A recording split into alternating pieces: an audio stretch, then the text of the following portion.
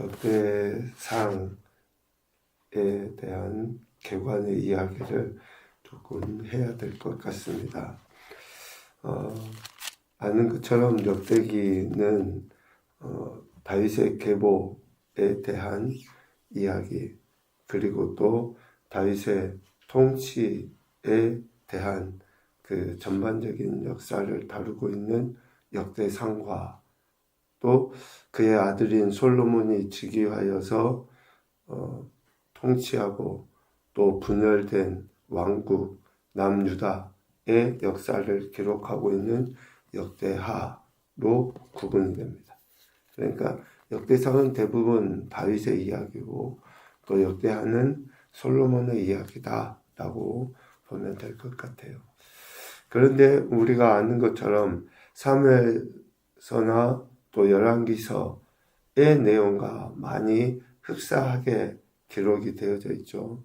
그런데 사무엘서나 열왕기서와의 그 차이점은 관점의 차이예요. 사무엘서나 열왕기서는 선지자적인 관점에서 기록을 하고 있습니다. 그래서 선지자적인 관점에서 왕을 중심으로 한 이스라엘의 정치적인 역사, 그래서 사울, 그리고 다윗, 또 솔로몬으로 이어지는 그 왕의 계보들을 누가요? 선지자들에 의해서 표현이 되어지고 있는 거죠. 그런데 역대상하의 내용은 제사정적인 관점에서 예루살렘 성전을 중심으로 기록이 되어져 있어요. 다윗이 예루살렘 성전을 건축하기 원하였고, 하나님께서 솔로몬을 통해서 건축하게 하신 그러한 내용들. 그러니까 사무엘서와 열왕기서 그리고 역대기의 내용은 비슷하지만 관점 자체가 어디에다가 중요한 포인트를 놓고 이야기하느냐에 따라서 이렇게 구분해 볼 수 있다라는 것이죠. 역대상은 1장 1절에 아담으로부터 시작되는 계보를 이야기하고 있습니다. 우리가 읽고 또 묵상하기는 좀 힘든 그런 내용이죠.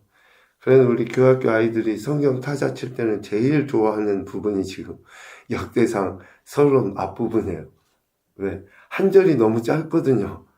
그래서 오늘 몇 절 쳤다 이야기할 때 우리 아이들이 아담, 셋, 에노스로 시작해서 하나님께서 이 땅에 인류를 존재하게 하셨던 그 이후에서부터 설명합니다.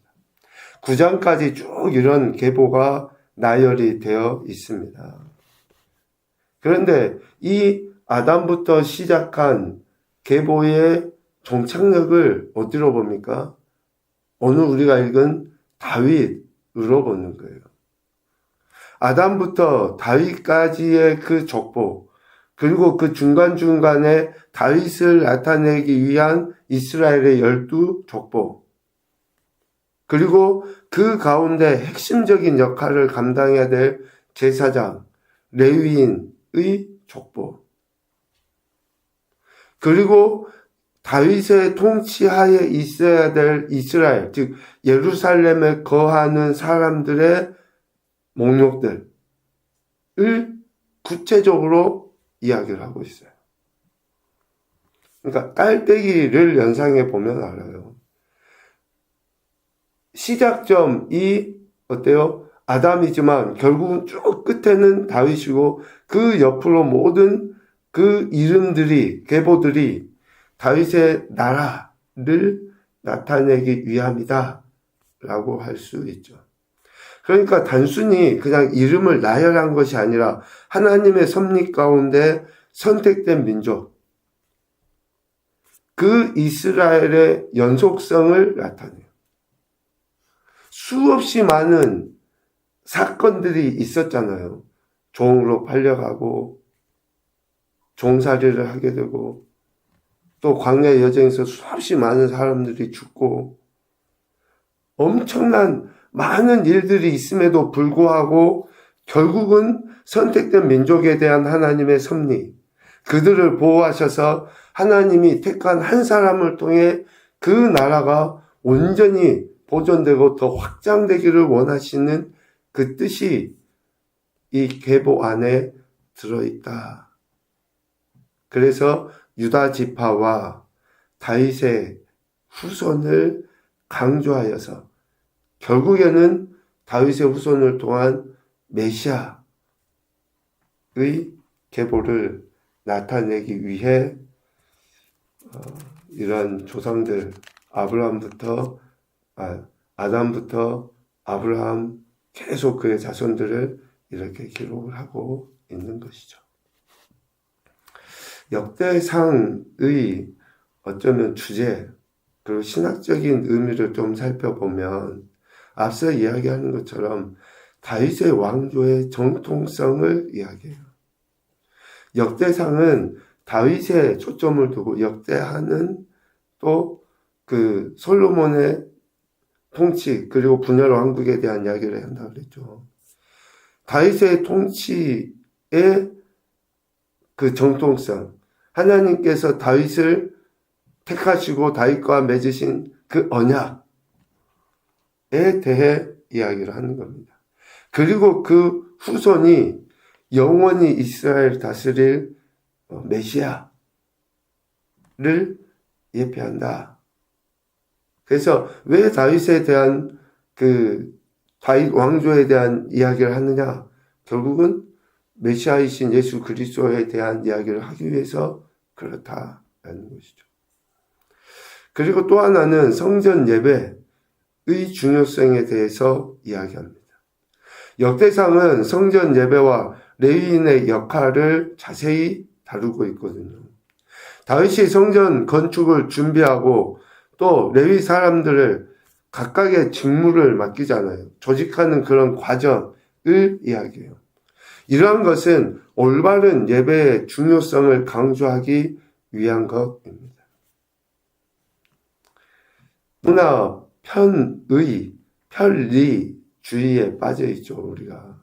저부터서도 어떤 큰 형식, 틀, 이런 것에 예배를 드림에 있어서 얽매이지 않아도 된다라고 생각하지만 그것이 자칫 잘못하면 어떻게 됩니까? 하나님을 섬기는 올바른 방법으로 나타나지 않을 수도 있어요. 그냥 내 인간의 편한 대로 내 생각이 그냥 이렇게 하면 어때? 하나님은 다 아시는데 우리가 흔히 하는 이야기를 하잖아요. 하나님 우리 마음의 중심을 보시는데 이렇게 하면 좀 어때? 저렇게 하면 좀 어때? 편의와 편리주의가 아니라 하나님께서 기대하시는 예배. 하나님이 우리 인간에게 받으시기 원하시는 그 예배를 드리는 태도를 역대상의 말씀을 통해서 우리에게 강조하고 가르쳐 주시는 거예요. 그래서 예배의 중심은 누구냐? 오직 하나님이시라는 거예요. 받으시는 그 하나님에 대한 태도, 그러한 형식들을 강조해서 이야기하죠. 그리고 또 하나는 역대상에서 어쩌면 가장 중요한 모든 성경의 말씀에서 그렇지만 하나님 언약의 신실함을 이야기해요. 이스라엘 역사를 통해서 하나님께 대한 이스라엘 백성이 어떠해야 됩니까? 신실함의 태도를 보여야 된다는 거예요. 그랬을 때 하나님의 축복이고 또 혹 불순종하면 하나님의 심판이 있을 수밖에 없다는 것을 교훈해 주고 있습니다. 그 대표적인 인물을 사울과 다윗으로 비교해서 이야기해요. 처음에 사울이 택함 받았을 때 어떠했습니까? 그런데 그의 불순종은 결국 하나님께 버림, 심판을 받을 뿐만 아니라 다른 사람, 다윗을 통해 하나님의 역사, 뜻하신 바가 이루어져 간다는 것을 보여줘요. 이것은 하나님이 복 주시고 하나님이 심판하신다는 것에 초점이 아니라 택함받은 우리 인생이 하나님 말씀에 신실해야 함과 하나님 말씀에 신실하지 못했을 때의 결과를 보여줘요. 택함받은 우리가 어떠해야 되는지, 우리가 사울의 길로 갈 수 있고 다윗의 길로 갈 수 있다는 거예요. 그래서 하나님 말씀의 신실함에 대한 우리의 신실함이 드러나야 한다는 것을 강조해서 이야기하죠. 결국 이러한 모든 것들에 대한 마지막 이야기는 하나님의 주권, 섭리를 인정하는 것이라는 것을 이야기해 주고 있습니다. 정말 많은 사람의 이름이 나와요. 방대한 계보, 또 이스라엘 역사에 그 기록을 해놓고 있죠. 이러한 내용들은 우리 인간의 삶의 현장 속에서 일하시는 하나님의 주권, 섭리를 보여주고 있습니다. 특별히 이스라엘 민족의 선택받은 것, 그리고 하나님이 지키시고 보존하신 것은 하나님의 구원 계획으로 묘사돼요. 한 민족의 역사를 보면서 한 개인의 인생을 보게 되잖아요. 이스라엘한 민족을 택하시고 하나님이 지키시고 보호하시고 이렇게 인도하셨다라고 하는 것이 나 한 개인에 대한 그러한 이야기라는 것이죠. 그래서 역대상은 단순히 그냥 이스라엘의 역사 정도의 문제가 아니고 그들의 그 정체성, 또 그 성전 예배를 통해서 신앙의 기초를 다시 세우기 위한 다분히 영적인 의미를 우리에게 주는 책이라고 할 수 있습니다. 이 역대상의 특별한 점은 앞서 잠깐 이야기하는 것처럼 예배 중심이에요. 예배. 사무엘서와 열왕기서는 정치, 왕 중심이라고 했죠. 역대상은 제사장, 레위인, 또 다윗이 그 직무를 줬던 찬양대와 봉사자들 통해서 예배를 강조하고 있어요. 내가 진정으로 하나님 앞에 예배자로 그 말씀에 대한 태도와 또 봉사와 찬양과 이런 모든 헌신들이 하나님께 대한 신실함으로 드려지는가? 예배 중심. 그리고 또 역대상을 통해서 다윗에 대한 그 흠이 없음을 우리가 보게 되죠. 특별히 그 밧세바 사건이 생략되어 있거든요.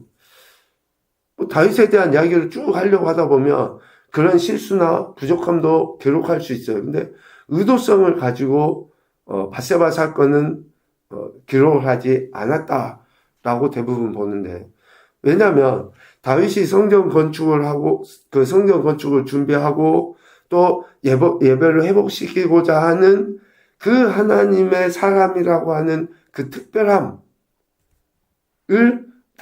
나타내기 위해서 그러는데, 이 특별함은 다윗의 한 인물에 초점을 두는 게 아닙니다. 다윗의 한 인물에 초점을 두는 게 아니라 결국 다윗의 후손으로 오실 메시아에 대한 이야기를 하기 위해서 다윗에게 있는 그 흠을 의도적으로 기록을 하지 않았다라고 보는 거예요. 성전 건축을 준비하고 예배를 회복시킨 것을 통해서 하나님의 사람이라는 것을 더 부각시키는 거죠. 그래서 우리가 다윗의 위대함을 보며 다윗의 존재 자체의 목적이 아니라 메시아가 이러하시다라는 것을 우리가 묵상하며 도전을 받게 되는 거죠. 마지막으로 한 가지 역대상의 그 특별한 점은 남유다 중심이라는 거예요. 남유다 중심. 북이스라엘은 거의 다루지를 않습니다. 유다 지파, 예루살렘 중심의 이야기가 계속 강조되어서 나와요. 많은 사람들의 이름이 나오지만 계속 다윗, 그리고 또 남유다, 예루살렘 이런 이야기만 계속 반복되어져 가는 것은 하나님께서 택하신 민족, 하나님께서 택하신 유다, 그리고 그 이후에 메시아, 이런 이야기를 이어가기 위해, 즉 저들의 정체성을 확고히 하기 위해서 계속 남유다 중심의 이야기를 하고 있다라고 할 수 있을 것 같습니다. 결국 하나님의 택함을 받은 백성으로서 하나님께 예배하는 삶, 그리고 이를 위해 모범을 보인 다윗의 태도를 강조함으로써 하나님 나라 백성이라는 정체성에 합당한 삶이 예배자로 사는 것이다 라는 것을 역대상의 이야기를 통해서 우리에게 가르쳐 주시고 있는 것 같습니다. 많은 이름들이 나오는데 그런 내용들을 우리가 좀 생각하고 읽고, 그리고 이제 10장 이후에 구체적인 그런 사건들을 통해서 우리가 또 앞서 이야기한 것처럼 역대기의 그런 내용들을 우리가 좀 더 이해해 볼 수 있을 것 같습니다. 첫 번째 교훈으로 생각하면 하나님의 백성이라는 정체성을 기억하며 살아가자. 저와 여러분은 하나님의 백성입니다. 백성으로서의 정체성. 어떠한 상황에서도 이러한 정체성을 잊지 않고 사는 것이 매우 중요하고요. 두 번째로는 예배자로 부르신 하나님의 뜻에 합당한 산 제사를 올려드리자. 진정 우리가 하나님 앞에 드리는 예배가 하나님께서 받으시기에 합당한 예배인가를 생각합니다. 내가 아무리 해도 하나님 관점에서, 하나님 입장에서 받으시는 예배인가 아닌가, 이게 중요하다는 거죠. 하나님 뜻에 합당한 산제사를 올려드리자로 교훈을 생각해 봅니다. 오늘도 저와 여러분에게 생명을 주시고 또 하나님 나라 백성으로 삼아주신 하나님 앞에 찬양과 영광 올려드리는 그런 귀하고 아름다운 인생들이 되시기를 주님의 이름으로 축복합니다. 아멘.